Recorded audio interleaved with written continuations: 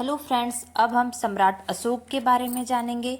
सम्राट अशोक महान, विश्व प्रसिद्ध एवं शक्तिशाली भारतीय मौर्य राजवंश के महान सम्राट थे। जो सम्राट अशोक हैं वो महान, विश्व प्रसिद्ध एवं शक्तिशाली भारतीय मौर्य राजवंश के महान सम्राट थे। अशोक सम्राट मौर्य वंश के सबसे प्रतापी राजा थे। जो अशोक सम्राट हैं, सम्राट अशोक हैं, मौर्य वंश के सबसे प्रतापी राजा थे। सम्राट अशोक का पूरा नाम देवाना प्रिय अशोक मौर्य था। उनका राज्यकाल 269 ईसा से 232 ईसा तक प्राचीन भारत में था। जो सम्राट अशोक हैं उनका राज्यकाल 269 ईसा से 232 ईसा तक प्राचीन भारत में था। अशोक प्राचीन भारत के मौर्य सम्राट बिंदुसार के पुत्र थे। जो अशोक हैं वो प्राचीन भारत के मौर्य सम्राट बिंदुसार के पुत्र थे, जिनका जन्म लगभग 304 ईसा पूर्व में माना जाता है। अशोक बौद्ध धर्म के अनुयायी थे। जो अशोक है वो बौद्ध धर्म के अनुयायी थे या उपासक थे। सभी बौद्ध ग्रंथ अशोक को बौद्ध धर्म का अनुयायी बताते हैं। अशोक ने बौद्ध होने के सबल प्रमाण उसके अभिलेख पर हैं। अशोक के बौद्ध होने के सबल प्रमाण उसके अभिलेख पर हैं। अशोक ने अपने को बुद्ध शाक कहा है। जो सम्राट अशोक हैं उन्होंने अपने आप को बुद्ध शाक कहा है। राजगद्दी पर बैठने के समय अशोक अवंती का राजपाल थे। जो अशोक हैं वो राजगद्दी पे बैठने के समय वो अवंती के राजपाल थे। मास्की एवं गुर्जरा अभिलेख में अशोक का नाम अशोक मिलता है। जो मास्की एवं गुर्जरा अभिलेख है उसमें अशोक का नाम अशोक मिलता है। पुराणों में अशोक को अशोकवर्धन कहा गया है। जो पुराण है उसमें अशोक को अशोकवर्धन कहा गया है।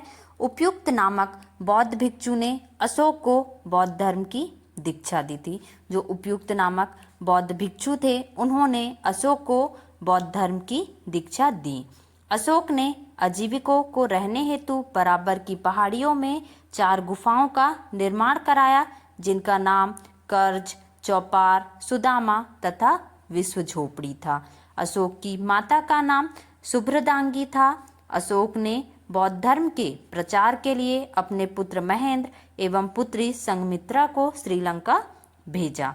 जो सम्राट अशोक हैं उनकी माता का नाम सुभ्रदांगी था और अशोक ने बौद्ध धर्म के प्रचार के लिए अपने पुत्र महेंद्र एवं पुत्री संघमित्रा को श्रीलंका भेजा। भारत में शिलालेख का प्रचलन सर्वप्रथम अशोक ने किया था। जो भारत में जो शिलालेखों का प्रचलन था वो सबसे पहले अशोक ने ही किया था। अशोक ने शिलालेखों में ब्राह्मी, खरोष्टी, ग्रीक एवं अरमाइक लिपि का प्रयोग हुआ है। जो अशोक के शिलालेख हैं उसमें ब्राह्मी, खरोष्टी, ग्रीक एवं अरमाइक लिपि का प्रयोग हुआ है। ग्रीक एवं अरमाइक लिपि का अभिलेख अफगानिस्तान से, खरोष्टी लिपि का अभिलेख उत्तर पश्चिम पाकिस्तान से, ब्राह्मी लिपि का अभिलेख भारत से मिले हैं। ओके।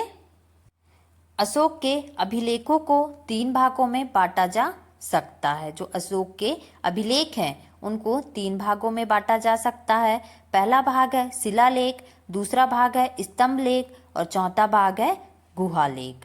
अशोक के स्तंभ लेखों की संख्या 7 है। जो अशोक के स्तंभ लेख हैं उसकी संख्या 7 है, जो केवल ब्राह्मी लिपि में लिखी गई है। जो अशोक के स्तंभ लेख हैं वो केवल किस में लिखे गए हैं? ब्राह्मी लिपि में लिखी गई है।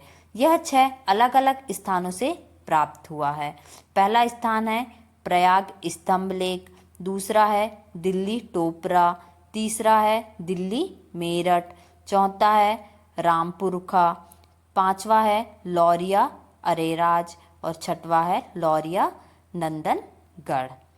ये था सम्राट अशोक के बारे में जानकारी।